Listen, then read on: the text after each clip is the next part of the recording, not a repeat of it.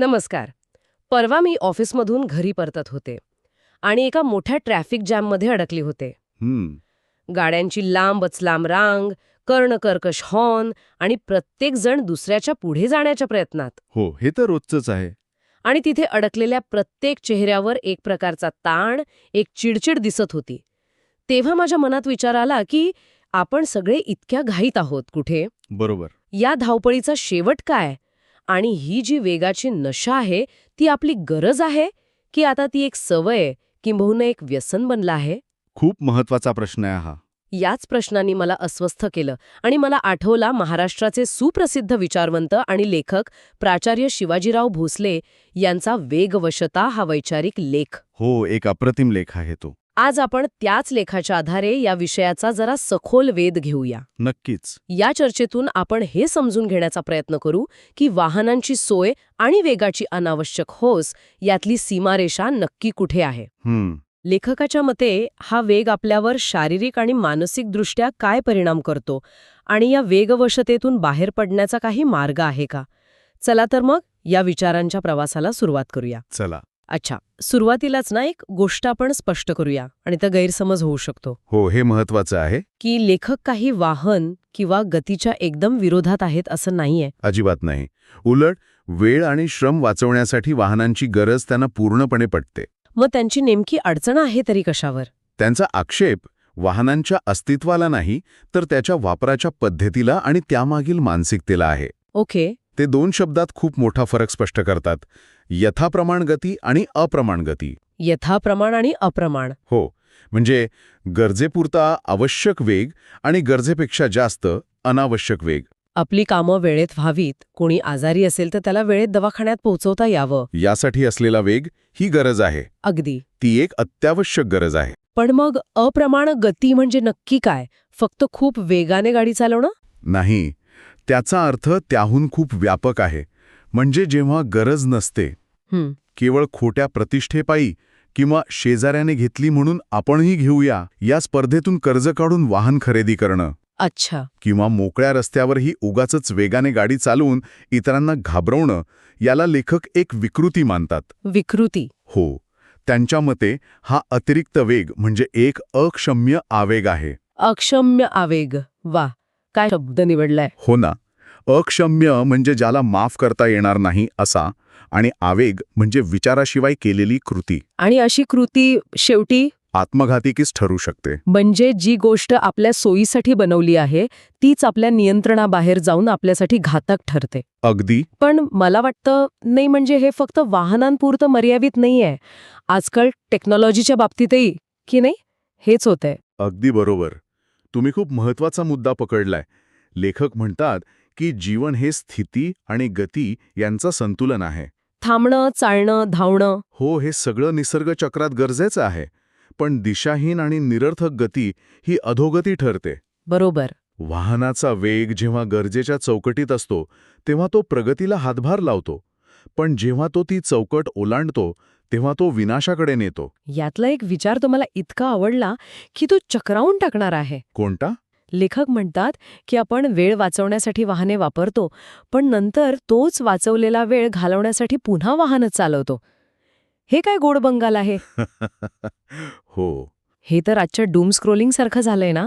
आपण माहिती मिळवण्यासाठी स्मार्टफोन वापरतो आणि मग वाचलेला सगळा वेळ त्याच स्मार्टफोनवर रील्स बघण्यात वाया घालवतो. तुम्ही अगदी अचूक तुलना केलीये. ही वेगवस्ता फक्त रस्त्यांपुरती मर्यादित नाही, तर ती एक डिजिटल वेगवस्ता सुद्धा आहे. बरोबर. आणि इथेच लेखक एक अत्यंत मार्मिक आणि भेदक टिप्पणी करतात, जी या संपूर्ण लेखाचा सार आहे. कोणती? ते म्हणतात, आरंभी माणसे वाहनांवर स्वार होतात, मग वाहने माणसांवर स्वार होतात. बापरे, ही कल्पनाच किती अस्वस्थ करणारी आहे.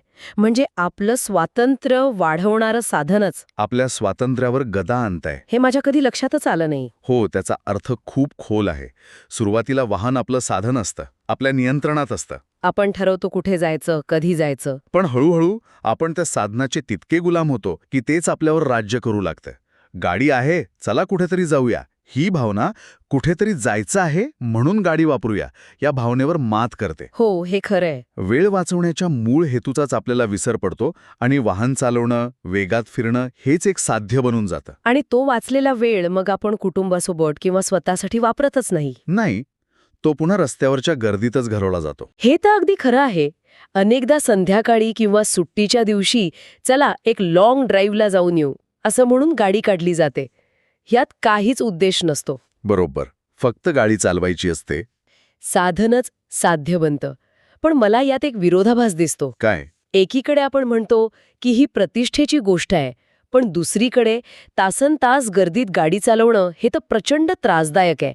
मग या त्रासापेक्षा प्रतिष्ठा लोकांना मोठी का वाटते? हाच तर या विकृतीचा गाभा आहे. आणि याचं मूळ लेखकाने पाश्चात्य जीवनशैलीच्या अंधानुकरणात शोधलं आहे. अच्छा. त्यांनी अमेरिकेचं उदाहरण दिलंय की तिथली जीवनशैली आपण स्वीकारण्याचं कारण नाही. हो, हा मुद्दा मलाही थोडा खटकला होता. आजच्या काळात तर आपण प्रत्येक गोष्टीसाठी पाश्चात्य देशांकडे पाहतो. मग इथेच लेखक वेगळा विचार का मांडत आहेत? यामागे एक महत्त्वाचं सामाजिक आणि भौगोलिक निरीक्षण आहे. अमेरिकेसारख्या देशात भौगोलिक अंतरं प्रचंड आहेत. हो, तिथे शहरं खूप लांब असतात. बरोबर.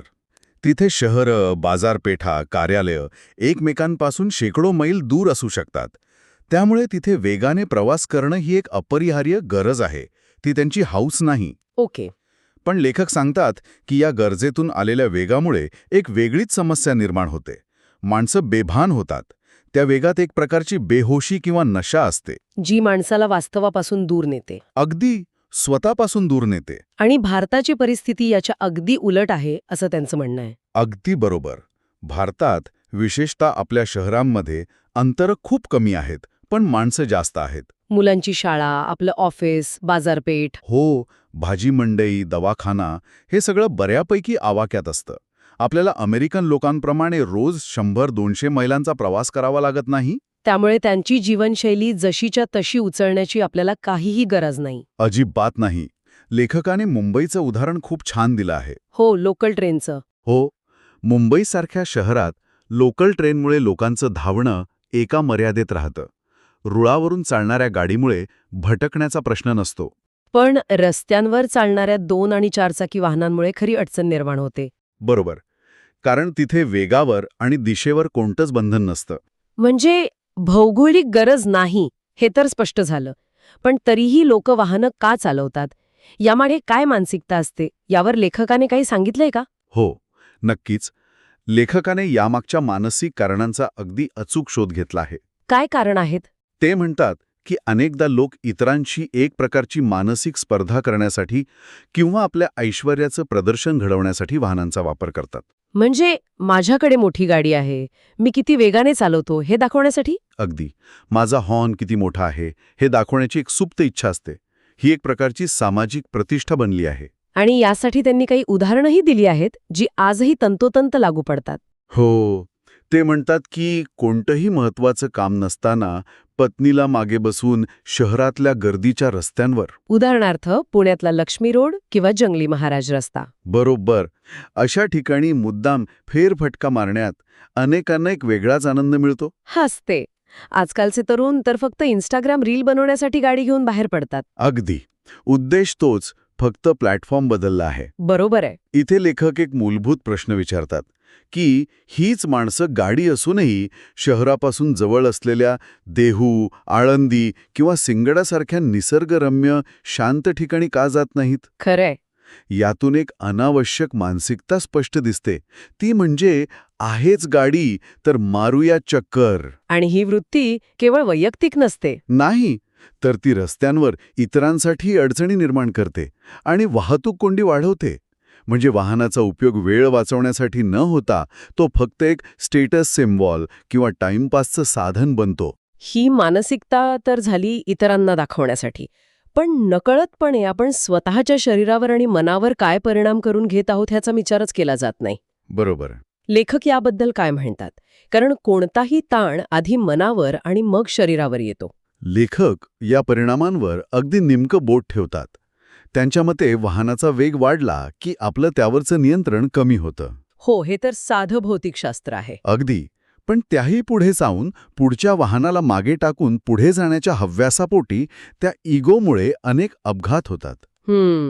लेखक रात्रीच्या वेळी धावणाऱ्या गाड्यांना रातराणी म्हणतात, कारण त्या विलक्षण वेगाने धावतात आणि ते प्रश्न विचारतात की रात्रीच्या वेळी भरधाव वेगाने प्रवास करून पूर्ण करावीत एवढी महत्वाची आणि तातडीची कामं खरंच दरवेळी असतात का? नसतातच. आणि मानसिक परिणाम? मला वाटतं ते जास्त गंभीर असावेत. हो, मानसिक परिणाम अधिक गंभीर आणि दीर्घकालीन आहेत. लेखकांच्या मते अतिवेगामुळे चित्ताची व्यग्रता वाढते. म्हणजे मन अशांत होतं, एकाग्रता कमी होते. अलर्ट मोडमध्ये राहिल्यामुळे ॲड्रेनालिनसारखे स्ट्रेस हॉर्मोन्स वाढतात. त्यामुळे गाडीतून उतरल्यावरही मन शांत होत नाही. हो, डोळ्यांवर, मनावर आणि संपूर्ण शरीरावर एक अनावश्यक ताण येतो. बरोबर, सततच्या हादऱ्यांमुळे आणि वेगामुळे निर्माण होणाऱ्या कंपनांमुळे मज्जातंतू आणि मणके कमकुवत होतात. आणि म्हणूनच आजकाल कंबरदुखी आणि पाठदुखी ही समस्या खूप वाढली आहे. हो, ती जणू काही वाहनधारकांची एक सामान्य व्यथाच बनली आहे. हे तर आपण रोजच्या जीवनात अनुभवतो. तासांतास गाडी चालवल्यानंतर येणारा थकवा हा फक्त शारीरिक नसतो, तो प्रचंड मानसिक असतो. डोकं जड होतं, चिडचिड वाढते. अगदी बरोबर. आणि हा ताण फक्त मणक्यांपुरता नाही, ही एक अदृश्य शारीरिक किंमत आहे जी आपण रोज चुकवत असतो. म्हणूनच लेखक या धोरणाला निसर्गविरोधी म्हणतात. हो, माणसाचं शरीर चालण्यासाठी, पळण्यासाठी बनलेलं आहे, पण आपण स्वतःला एका लोखंडी पेटीत एका वाहनाशी जखडून घेतो. आणि त्या वाहनाचा वेग स्वतःच्या शरीरावर लादतो. अगदी. लेखकांचं एक वाक्य खूप महत्वाचं आहे. वाढता वेग म्हणजे ताण. वाढता वेग म्हणजे ताण. मग ते विचारतात की जीवनातले हे ताणतणाव वाढवून आपण नक्की पोचणार तरी कुठे? कोणतं ध्येय साध्य करणार आहोत?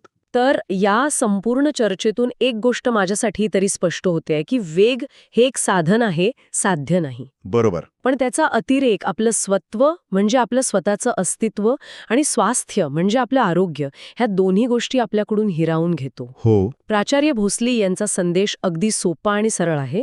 अनावश्यक वेगाच्या आहारी न जाता आपलं जीवन अर्थपूर्ण आणि कृतार्थतेने जगता यावं यासाठी थोडी उसंत मिळवा, थोडा श्वास घ्या. हो, आणि हा विचार अनेक दशकांपूर्वी मांडलेला असला तरी आजच्या काळात तो अधिकच महत्वाचा वाटतो. जास्तच महत्वाचा वाटतो. आज आपलं आयुष्य पूर्वीपेक्षा कितीतरी जास्त वेगवान झालं आहे.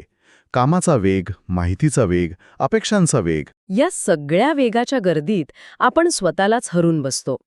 ही केवळ रस्त्यावरच्या वेगाची गोष्ट नाहीये. अजिबात नाही.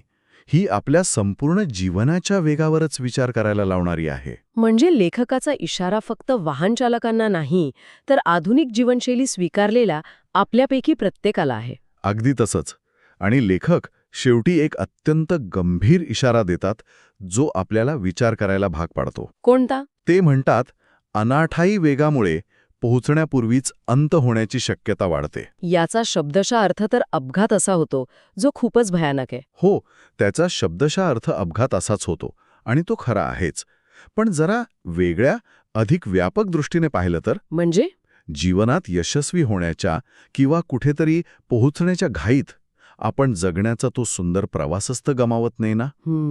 आरोग्य आणि मनःशांती गमावून मिळालेलं यश हे खरंच पोहोचणं असतं का? की पोहोचण्याच्या नादात आपण नाती, आरोग्य आणि स्वतःलाच कुठेतरी मागे सोडून देतो. अगदी. हा प्रश्न आजच्या या चर्चेनंतर आपण सगळ्यांनी स्वतःला विचारण्यासारखा आहे.